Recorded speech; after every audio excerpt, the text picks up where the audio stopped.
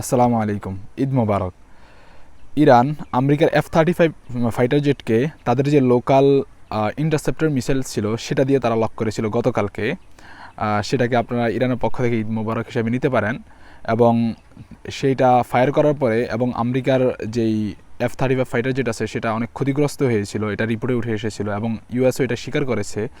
Just চিন্তা করেন, Iran গত 40 বছর ধরে স্যাংশন খেয়ে আছে, তাদের কোনো ওয়ে নাই মিলিটারি গ্রেড কোনো কিছু বানানোর জন্য। তারা অনেক স্মাগল করে, অনেক কিছু করে, অনেক স্ট্রাগল করে, অনেক দেশের থেকে ধার দেনা করে তারা মানে ইন্টারসেপ্টর বানায় বা ফাইটার যে মিসাইলগুলো আছে এগুলো বানায়।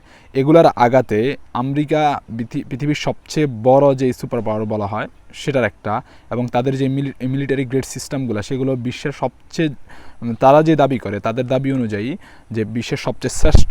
এবং এই শ্রেষ্ঠ মিসাইল সিস্টেম বা মিলিটারি গ্রেড যে প্রোডাক্টগুলো আছে, আইটেমগুলো আছে, সেগুলো যেভাবে হিট হচ্ছে জাস্ট ইরানিয়ান যে লোকাল সিস্টেম আছে সেগুলো দ্বারা, সেটা সত্যি অবিশ্বাস্য। আর এই যুদ্ধটা যদি রাশিয়া এবং চীনের সাথে হয় ইরানের পরিবর্তে, তাহলে ভবিষ্যতে কী হতে পারে আমেরিকার অবস্থা, সেটা এখান থেকে অনেকটা অনুমান করা যাচ্ছে। Thank you for watching. Eid Mobarak.